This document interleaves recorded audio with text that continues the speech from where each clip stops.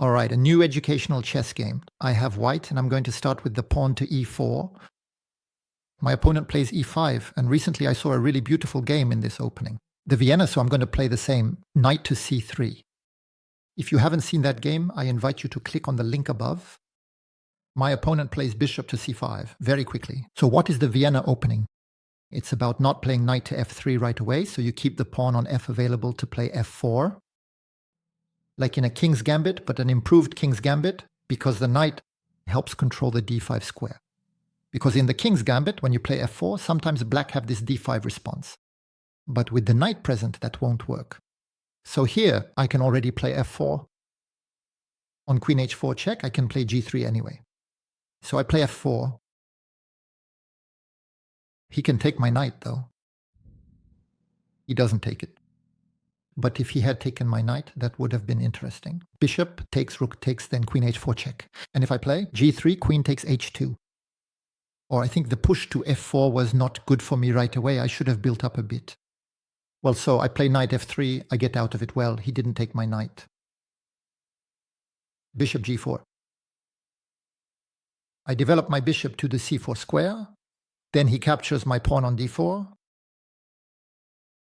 And that's actually what happens. I might be able to try playing d4. If he takes my knight that's attacking my queen, I must not recapture with the queen because I need to ensure the defense of the pawn on d4, so I have to recapture with the pawn from g2 to f3 and free the bishop to attack the pawn on f4. All right, let's go d4. And now I'm setting up a strong pawn center. And I have good development. I have 3 minor pieces out, the bishop on c1, which now attacks the pawn on f4. He takes on f3. I recapture with the pawn he can play against me. Queen h4 check. On what? I go to e2. And his bishop remains in danger. By the way, that's what he does. To e2 or to f1? I think I'm going to go to e2.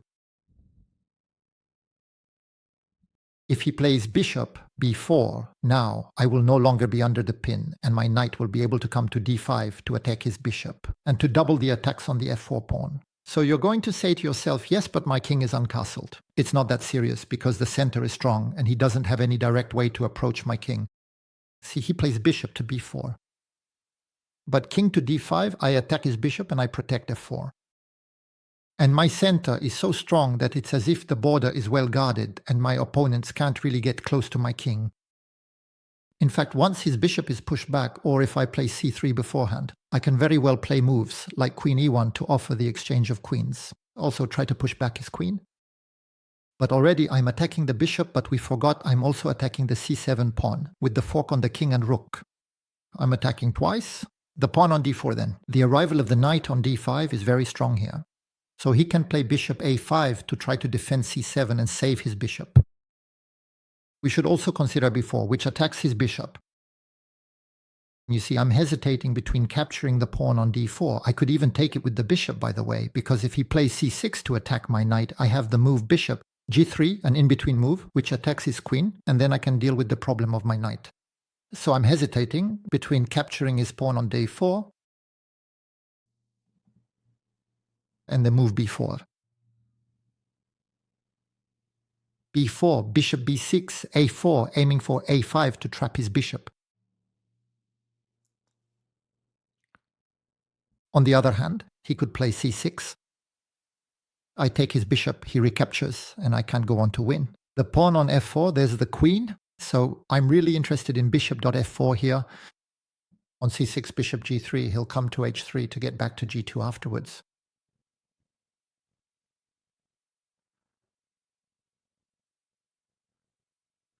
But knight f4. Beautiful, I attack his queen and I protect the g2 square. So bishop takes f4. It's quite a wild game with my king out of castling. He's still able to castle, but I have a strong pawn center, good piece development, and strong centralization, while he has a queen on the right side of the board, a bishop on the left, and his forces are a bit scattered. He plays c6, so bishop to g3 as planned. And you see on queen h3, my knight is attacked. He threatens to come into g2, but knight f4 attacks his queen while also controlling that g2 square. There you go, that's what's happening, knight to f4. And his queen is pushed back. And you can see that my king, even though he hasn't castled, is currently safe behind the center of pawn. He just moved back to d7.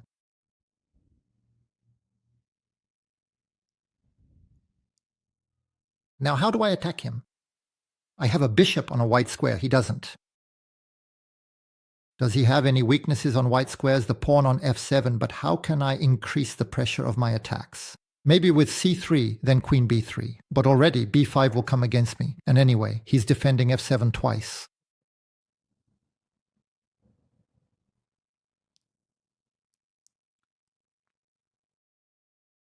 If he tries to play d5, he'll open the center, exposing my king, but I'll win another pawn. Pawn takes,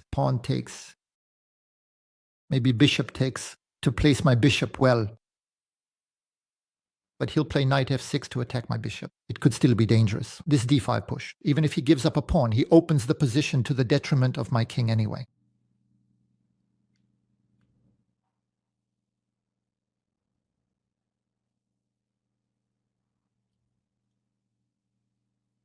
So I need to find some concrete threats. And if possible, on the white squares. But I can't find any. If I play knight h5 to attack g7, what will that do? If I play g6, I might be a bit bothered with my knight anyway. If I go to g7 with check and play king f8, then my knight cannot get out. Alright, I'll consolidate on my dark squares by playing c3 and maybe freeing up the b3 square for my queen. For now, I'm not really sure how I'm going to continue. The struggle. I don't want to waste all my time on this. I'll also see a bit what he plays. After all, he has his own development problems. His knight doesn't have many development squares. He plays knight e7. He's going to want to kingside castling. And maybe play d5 now, the knight supports it. So queen b3, that attacks, f7. On d5, I'm able to take. Queen b3 is going to be kingside castling, actually.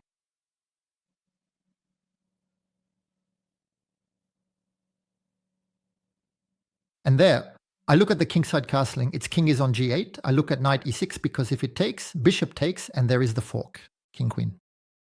So queen b3, kingside castling, knight e6, its rook is attacked. It has to move, for example, to e8.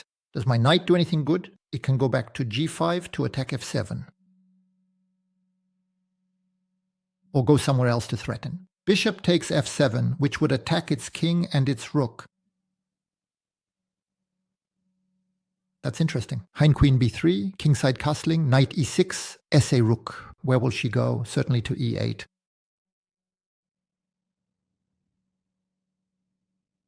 But on knight g5, he will be able to play d5.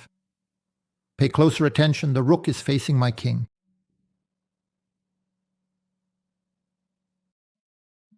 So I need to find something more violent. Queen b3, kingside castling, knight e6, rook e8.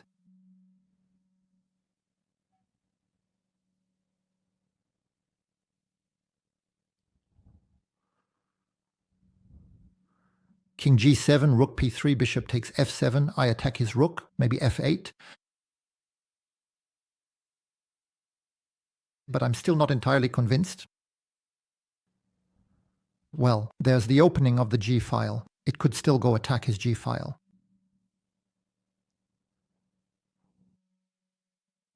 Because after queen b3, kingside castling, king e6, rook e8, if I play, for example, I don't know, king c7, he takes. And if I play bishop takes with check, he moves his king, bishop takes his rook, the queen takes back. And I would have lost 2 pieces for a rook and a pawn, so maybe it's not that interesting.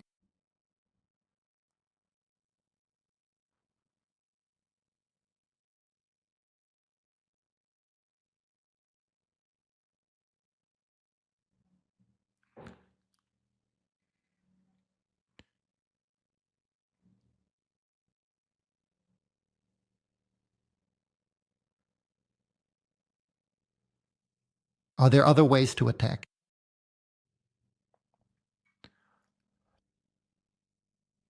And what if I play before myself? What's interesting is that if he plays bishop c7, that would interest me. Because then queen b3, kingside castling, knight e6, rook e8, and now I take his bishop and then I take on f7. But after b4, he can go to b6, but I can play a4 to encourage him to come to c7 at some point. So we're going to play this line with b4. We're going to insert the move b4. It's funny how a move on the queen side can have repercussions on the king side. He plays bishop c7, and now things are going to get interesting. Look at queen b3. We're attacking f7 twice.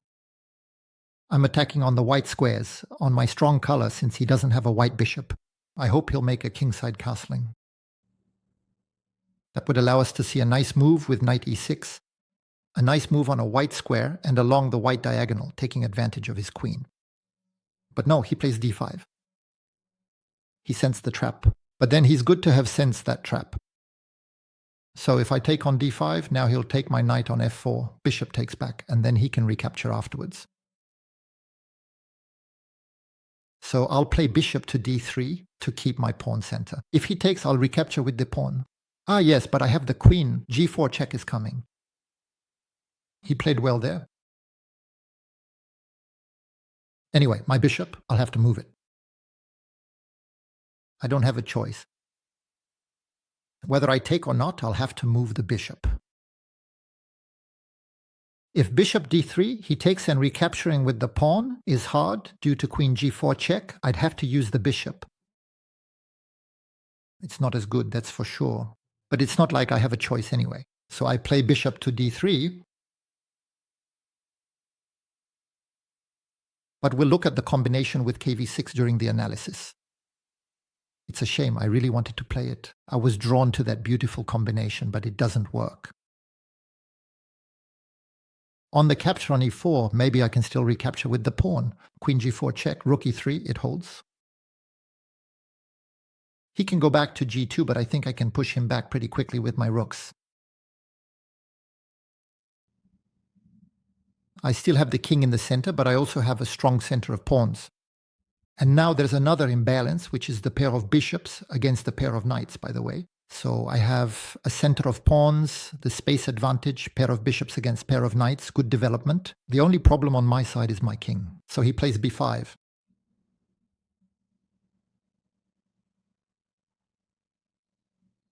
We're going to try to create some weaknesses in his position and put the rook on the file, g. Let's go rook g1. If he plays g6, it could open the diagonal. It opens up diagonals. For my bishop on the dark square, that could be interesting. So he plays g6, now bishop e5, he can kingside castling, and then he can push my bishop back with the pawn push to f6, but that's still weakening for him. I have bishop h6 to prevent him from castling as well, so that way neither player will be able to castle. I think I'm going to play bishop e5 anyway. I play bishop e5. I'm attacking his rook. I want to force him to make a decision. Will he simply move the rook or will he castle? If he castles, I can try to send the h-pawn to attack, try to double the rooks on the g file. No, he plays rook g8.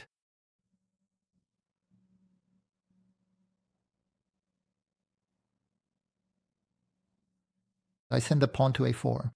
He also won't be able to castle anymore, actually. We're both going to play with our kings in the center, but I have more space. Well, for now, his knights are held back, but I'm still wary because the knights can come back to life. So I'll take on b5 once. He can't recapture with the a-pawn because that would open the file, and he'd lose the rook on a8. So he has to recapture with the b-pawn. If the queen went there, I would play bishop, take b5 check. But unfortunately, the queen is there. So if I take on d5 here, and he recaptures with the queen, I could trade queens and play bishop, b5 check. But if I take on d5 and he recaptures with the knight, what can I do? A move like bishop e4. Attacking his knight twice and playing on the white squares, that's really interesting. All right, let's do that. I take on d5. So if queen takes, I actually have several options. Either I trade the queens and play bishop e4 with the pin on the diagonal, and he plays queen takes. So I can have this exchange of queens and then bishop e4 or bishop b.5, check, which will win 2 pawns because I win the b5 pawn. And after, oh no, I do not win the a6 pawn because it is protected twice, but I could play bishop. Takes knight and wins the pawn on a6 afterwards. But be careful, because queen takes, knight takes. The knight will attack my pawn on c3, but I still think it's good for me. But then on queen takes, knight takes, bishop e4 doesn't work. You see, there will be knight c3, check. And then he will eliminate my bishop from the light square. So queen takes, I'll go for bishop b5, check. Bishop takes b5, check. There's the pair of bishops, which is going to hurt him quite a bit. But I still have to deal with that capture on c3. So now, if I play bishop takes knight, knight takes c3 check to eliminate the bishop on b5. So I think I'll play a move like king d2, simply to defend c3. He still can't take on b5, his rook is unprotected. King d2. He might play me rook c8 on the other hand. No, he plays knight d7. It is developing, but it will lose the pawn on a6 now. But he's attacking my black square bishop. He wants to break my pair of bishops. But maybe I can't keep everything in the position anyway. By taking on a6, I might then threaten bishop b7. I take on a6 with the bishop.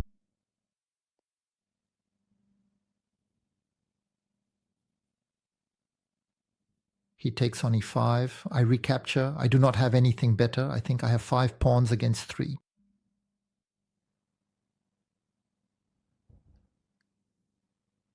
For now, my bishop controls a8, so he can't put the rook there to help with the knight, but now he puts the rook in front of my king. So if I play bishop, bishop 7, he's going to move the knight and check me. So it's up to me to move my king. Certainly with king c2, I don't have many squares. I don't want to leave the pawn c3. He still can't play. Rook c8, fortunately, the bishop controls it. He plays the knight here. I'm going to play bishop d3. I'll offer the exchange of the pair of rooks. The problem is, it's a 15-minute game. There's no increment. I'm going to have to start playing very, very fast. So I'm preparing my moves. Unfortunately, I'm going to let him come in with check. He's going to take the pawn on h2, but we'll try to push forward with my passed pawn. If he comes to attack my bishop, I'll have bishop c4 check. That's what's happening.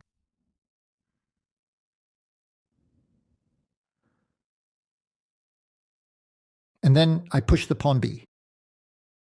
His knight is going to have a hard time holding off my pawn. There you go, b6. So he plays rook d7, so I take, and I've won this pawn. And now I have another one. So I won the piece earlier, and now I have another one. He took out my pawn, but I have another one. Come on, I have to play fast.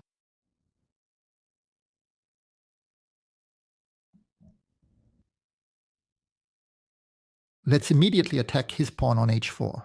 We're going to take advantage of the fact that he can't defend it right away. I take this check again. I eliminate his pawn on h4. I play king b4 to support the advance of my pawn. We take here. Ah, shoot, I should have cut off his king instead. Well, there you go. I cut him off. Cutting off his king means isolating his king on the e-file. So he can't intervene. And now I advance. It's actually pretty easy to win. I think with 20 seconds there won't be any problem.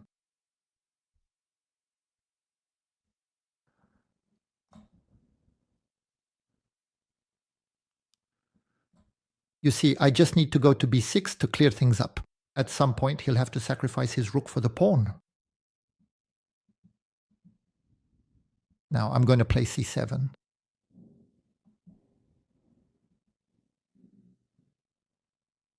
If he comes to f5, there's a check. There you go. I free up the space and I make a queen. The bishop controls the white square. Well, now all that's left is to restrict the position. I'm going to move my bishop because I don't want any stalemate. So I want to build a barrier calmly.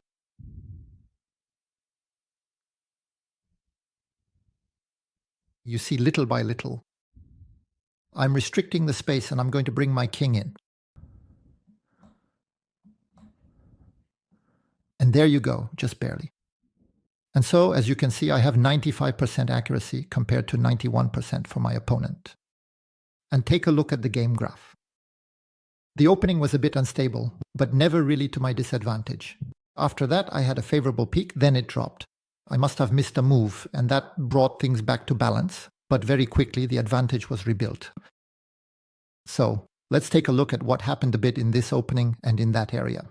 So the opening is very interesting. We're going to learn a lot of things. So e4, e5, nc3, the Vienna opening bc5, and then f4 is played. And here, as I told you in the opening, I was wondering about the bishop takes knight, followed by queen h4 check. In reality, this isn't good for black, but I didn't know that. But now I'll know. On bishop takes knight, rook takes queen to h4, check g3, queen takes h2. You might think this isn't bad for black, but actually, look at the evaluation bar on the right side of the board. It's heavily in favor of white. The computer gives me a bigger lead, even though I'm about to lose a pawn. Why? Because in reality, I'm going to have a development advantage. I'm going to play rook to g2, and his queen will end up badly placed on the h-file. And white will play d4. For example, if the queen comes to h3, it will be in the sights of the bishop, and there will be this push with d4. If there's a capture, we can recapture with the queen and go on the attack. g7, by the way. So I'm not going to show you all the variations, but just know that the computer shows that in all continuations, for black, white are better, and even much better. So in this position, he played d6. So I played knight to f3. He comes to pin me. Bishop to c4, that's normal. He takes on f4, and it's pushed to d4. And here he takes on f3, and I did not want to recapture with the queen so as not to lose the d4 pawn. Actually, it's possible. And even the computer thinks it's a bit better to recapture with the queen. If he takes on d4, I can take on f4 to attack f7, but he'll play knight f6. The computer rather recommends bishop takes f4, with good development to compensate for the missing pawn. 4 pieces developed, the king who can soon queenside castling with the rook on d1. And we're not afraid of bishop takes knight, because the queen can recapture, now attacking. g7. 3 pieces developed against none, the pawn in the center, the king who can kingside castling or queenside castling, the pair of bishops in an open position, all of that is much better. In the end, with 1 pawn down and the computer look also gives an advantage to white. But I preferred to recapture with the pawn to keep the protection of d4. He plays queen h4 check king e2. Even though the king is in the center, actually it's not a big deal because the center is strong and he has no immediate attacking route. He played bishop b4. He should have put his bishop on b6 because now knight d5 is very strong. It attacks the bishop, the pawn on c7, and the pawn on f4. He plays bishop f5. I'm going to take on f4 with the bishop. The computer prefers to take with the knight or to play. Queen g1. I'm not really sure why. It just seems so natural to develop my bishop. And even on c6 I had seen a maneuver to get out of it. So bishop g3. Queen h3, kf4, and the queen retreats to d7. Here I played c3, which is also the computer's best move. He plays ke7 to develop, and here I play b4. fc7, and I'm going to try my attack on the white squares. This is probably where I made my mistake because it doesn't work. Actually, the computer tells me that instead of queen b3, I should have played kh5. Earlier, I didn't want to play this move knight h5 because the knight was still on g8 for black. He could play g6 without me getting into f6 because the knight controls it. But here, it's different. He won't be able to play g6 because there will be knight f6, the fork between king and queen. And if he kingside castling to defend the pawn on g7, then queen d2 can allow the queen to get closer to the pawn on g7. The rooks could be placed on the g-file. Let's not forget the pin of the pawn on f7. That's a lot of pieces that can join the attack, and even the bishop can join the attack. On f4, on h4 to try to put pressure on the king side. But I wanted to try this attack with queen b3. And it's true that if he had done kingside castling, which could have been natural, well, I had seen the move. Knight e6, a nice move on a white square. If he takes, bishop takes the queen-king fork. And if he plays his rook to a8, it will be exposed to capture on f7 after the bishop. So the best is to go to c8. But I take his bishop on c7 and I win the pawn on f7 with check for free. So here, it's a very good advantage for me. But as you saw, he played well. He played d5. So I retreated. The bishop to d3. He took on f4. That's his best choice. I take back, and then he played b5. If he had taken on e4, I could actually take back with the pawn, in reality. Queen g4 check, it's not dangerous. I can go to e3. And on queen h3, failure, I'm coming to g3. And if he keeps failing me, I'll end up hiding on the other side. And always having as the center of the pawn the advantage of space. The pair of bishops and better development and the linked rooks that can fight, for example, on the f-file. So he played b5. There I played rook g1. I wanted to see if he had the courage to do the castling, and he does not do it. He plays g6, because if he does the castling, obviously I have my rooks which are ready to go attack his castling. So he didn't play kingside castling, he played g6. Bishop f5, moi, j'ai envie de l'inciter à faire kingside castling pour pouvoir attaquer al kingside, mais il ne le fait pas. Il joue rook g8. J'envoie le pawn d'Afour, il défend par A6. Et là, j'ai la séquence gagnante qui va me faire gagner un pawn.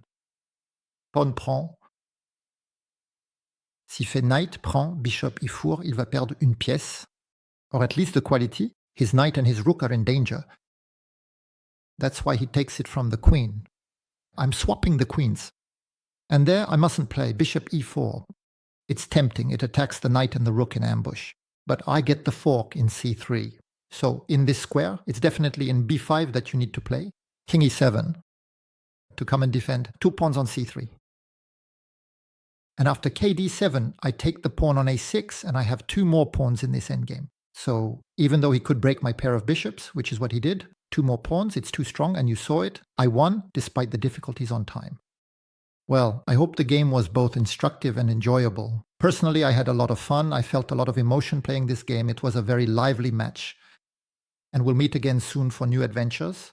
But don't forget to leave me likes, comments, share the video, and support me. I will read your comments, and we'll see each other again soon. If you haven't seen the video about the Viennese opening that I mentioned at the beginning, I encourage you to watch it. Because the former world champion Anand didn't even last 20 moves against the Viennese opening. It's still a very interesting opening. All right, goodbye.